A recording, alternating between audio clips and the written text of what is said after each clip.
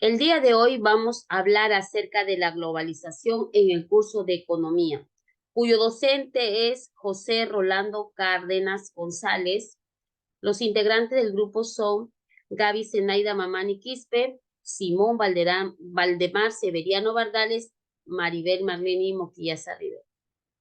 Vamos a conocer acerca sobre la historia de la globalización. Y decimos pues que la globalización es un fenómeno histórico y esto significa tanto que sus características son moldeadas por otros procesos como que su existencia incide en estos.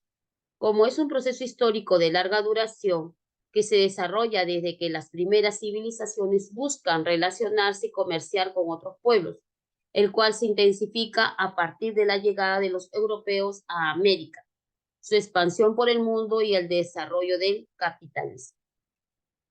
Conozcamos la historia.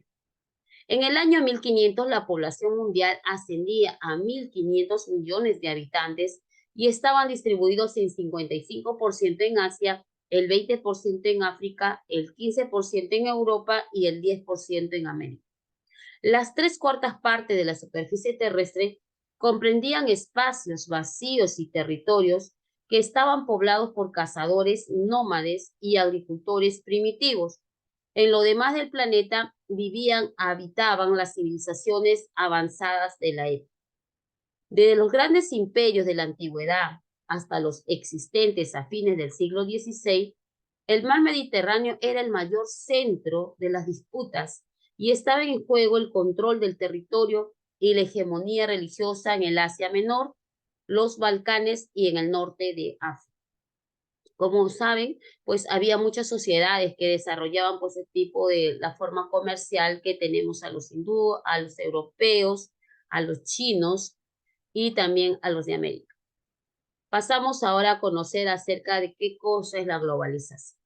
Decimos que la globalización es un proceso económico, tecnológico, político, social, empresarial y cultural a escala mundial que consiste en la creciente comunicación e interdependencia entre los distintos países del mundo, uniendo sus mercados, sociedades y culturales que le dan un carácter global.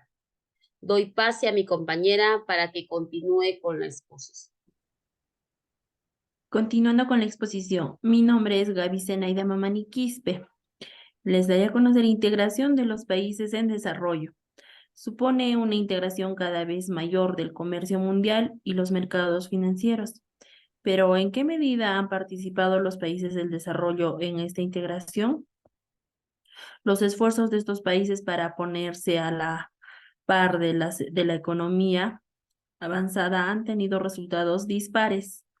En la actualidad, se observa que desde los años 70 en algunos países, sobre todo asiáticos, el ingreso per cápita se aproxima con rapidez a los niveles alcanzados en los países industriales. Relación de la economía y la globalización. La economía moderna es una economía monetaria de producción para el mercado.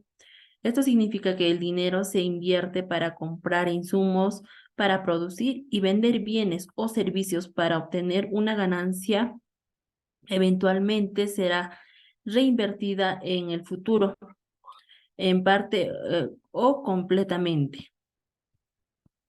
Los efectos de la globalización. Los efectos de la globalización sustentada que en el mercado la globalización capitalista promueve el máximo en el consumo desaforado de la cultura del usuelo y tirelo, con el consecuente deterioro del medio ambiente y el agotamiento de los recursos naturales no renovables.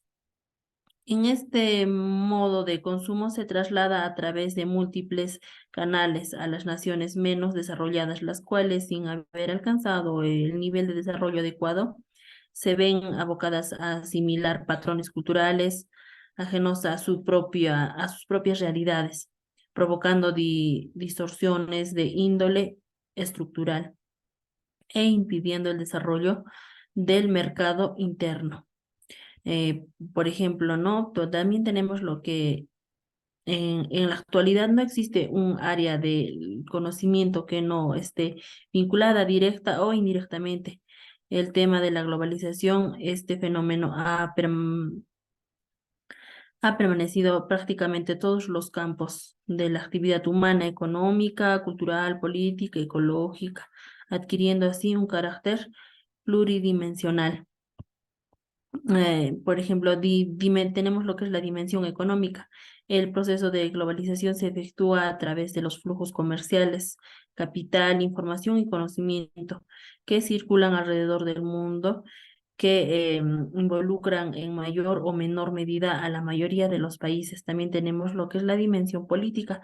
De otro lado, pese al innegable avance del comercio internacional y de los flujos financieros, la mayor parte de la actividad se realiza al interior de los países o dentro de bloques económicos como la Unión Europea y el Tratado de Libre Comercio de América del Norte. También tenemos lo que es la dimensión social. La globalización afecta el índice del desarrollo humano de acuerdo con el PNUD. El índice del desarrollo humano provee una medida compuesta de tres dimensiones del desarrollo humano: vivir una vida larga y saludable, mm, también tener una buena educación y también y gozar de un nivel de vida digno, medio por el ingreso según la paridad del poder adquisitivo. No hay pasa, mi compañero. Muchísimas gracias, compañera. Continuando con la exposición, voy a hablar un poco en cuanto a la macroeconomía y la microeconomía, en cuanto a las políticas. Tomando las palabras de mi compañera Maribel, la globalización es un fenómeno histórico que se ha venido dando en el mundo gracias a la comercialización y a los instrumentos tecnológicos que se han venido desarrollando. Los entendidos y conocidos en la materia han venido desarrollando diversas teorías en cuanto a la economía.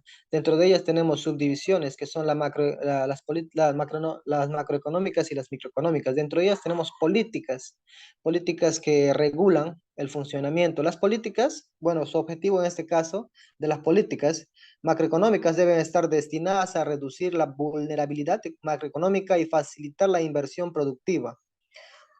Por otro lado, las estrategias deben ser orientadas al desarrollo de la competitividad sistemática. El reconocimiento de las prioridades de la agenda ambiental y políticas sociales deben ser muy activas, especialmente de educación, empleo y protección social.